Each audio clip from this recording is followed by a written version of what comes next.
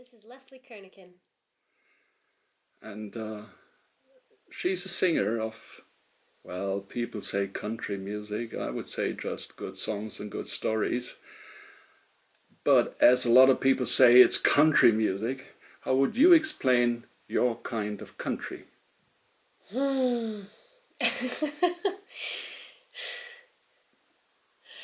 I don't know. I'm not good at genre naming. My muses walk the gamut. They like all kinds of music. So for me, I guess I would call it Americana, folk kind of stuff. Where do you feel at home? Genre-wise? I think it's both, isn't it? The city where you live, you feel at home, or the place you live that you feel at home. And usually where you live, there is music. Mm-hmm. So where do you feel at home? I don't know where home is. I don't really have a home right now. I'm living on the road. My stuff is at my parents' place in Los Angeles. And Los Angeles is one home. I grew up there. So in some ways the ocean feels like home. And Los Angeles, I haven't lived there since I was 18, so it's not quite natural to call that home. And I've lived many places since then. Portland, Oregon for 9 years, Boulder, Colorado for 6, New York for 3 years, and then a small cabin in Maine for a half a year. So all of those places now have elements of home. But I definitely live a life in which home needs to be the moment. But as being homeless, it seems to be you're a perfect country girl, aren't you? Yeah.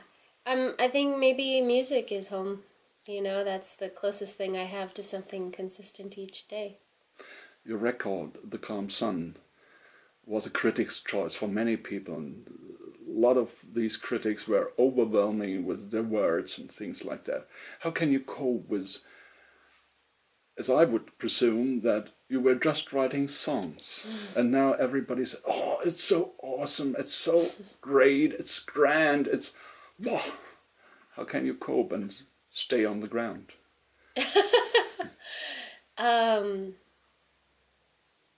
Well, I'm I'm a very humble musician, and I think part of why the album is very good is because it's a team of amazing people coming together. It's a brilliant album because of the collaboration. So the drummer is phenomenal, the bass player is phenomenal, the keys, those are musicians who are playing on all of the most incredible albums in the world. Dean Parks is on guitar. He's been with everybody you've ever heard, and so I got very lucky coming into contact with these musicians, and they put their magic on it, and I put my magic on it, but it's the magic of all those things together, and an amazing producer, and an amazing mixer and masterer.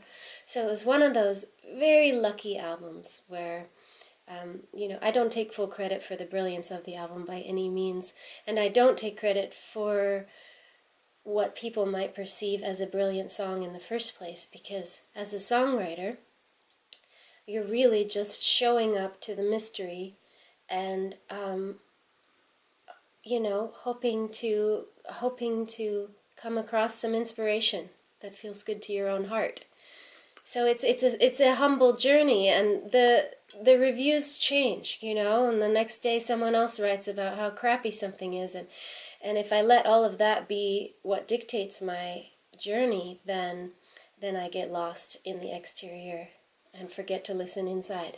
But to be true, without the songs, without the words and the music of the songs, yeah, the best band in the world couldn't help it.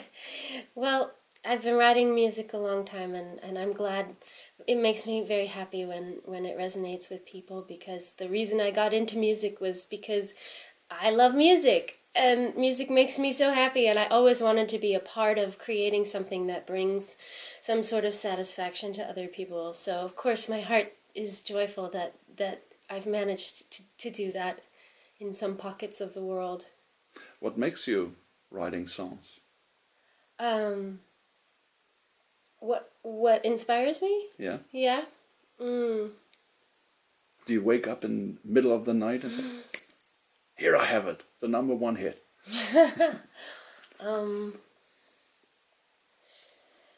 I think it's a mix of knowing when there's that feeling in me like I need to go and write a song.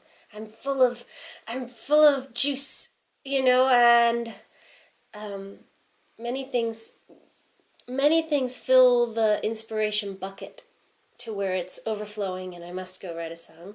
And then also sometimes you just sit down for 2 hours and you say, maybe this song will be total crap, but I need to write music.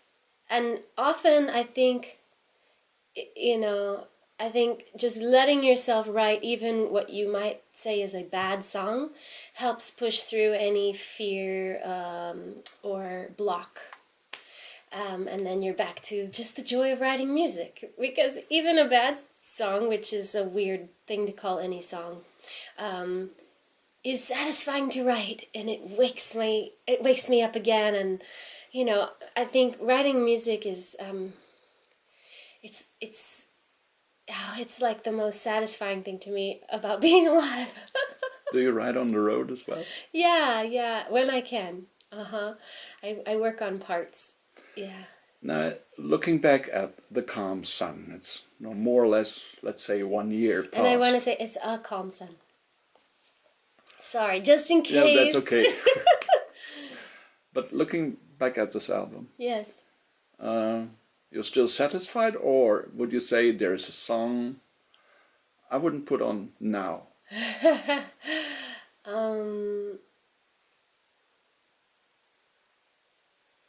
Yeah, I mean, for me, that was a chapter of life that I have moved on from, to be honest. I've written already enough for the next album, and they have a different flavor.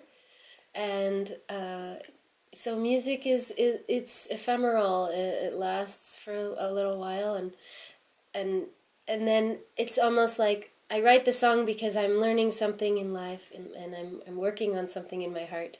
And then at a certain point, I've sort of worked on that, and I'm done working on that. And maybe I still see that people like the song, and maybe occasionally I'll play it, but it's not teaching me as much sometimes later on. So this is one of the conundrums of performing artists, because people want you to play the old hit, but you're like, oh, that thing? I guess, sure.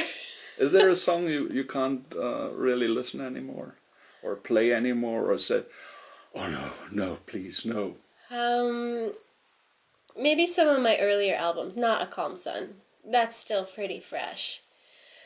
But some from my earlier albums, because I have albums from 2006. So that's when I was 22, and...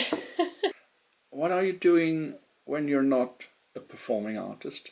When you're not writing a song? When you're not standing on a stage, not playing guitar, not writing a song? So what is the private Lesley doing? Well, a lot of my life is I think, a bit like a Buddhist. I like to meditate, and I like nature, and I like to practice practice being present. I think that's a big part of what I'm interested in. So you're doing Zazen? It's not Zen, but it's a combination of, different teachers who teach the practice of awakening. And I'm very excited by that because it has offered me like access to enjoying life in a way that becomes hard sometimes as an adult. So I'm it's kind of a simple life, and also I really love to run around and be on my bicycle and get just like play. I like to play with friends and laugh a lot. And in terms of earning a living, a lot of what I'm doing when I'm not performing is booking the next tour. And so I'll be at my parents' house for a month, and I'll book the next tour, and then I'll go do the tours, and it's sort of that lifestyle right now. Where would you really like to live? I don't know, but one idea is to live somewhere in the Bay Area of California. It's very expensive. So you're playing the San Francisco Bay Blues. I mean, it's just an idea right now, but I like the idea of living in Northern California. Maybe because Los Angeles is really fun, but it's a lot of sunshine and a lot of cars, So what about Bakersfield? Well, Bakersfield is the desert. I think of myself a bit more like a forest creature. Is there any musician, dead or alive, you would like to play with, or would have liked to play with, or performed with? Oh, so many. One. The most important. Maybe Gillian Welsh. Why? I think that her songs are just... I love her lyrics, and I love the way that her music makes me feel. And it's this thing that also Leonard Cohen does so well, which is like it makes the dark and light parts of life all feel romantic and delicious. 2 more questions. What is the one thing you really hate in this world? I guess ironically hate. I guess I hate sometimes hate, which is people not letting someone be gay or transgender or something like that, and killing them for it. This is something that's so tragic and breaks my heart. And if there would be a little fairy, these and which would grant you a wish, any wish, which would that be?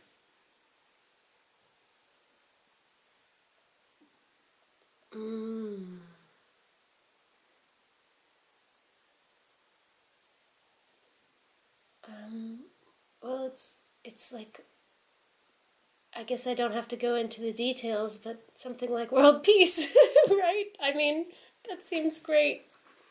You don't have to go into detail. No. Okay. Thanks for the interview. Thank you for having me.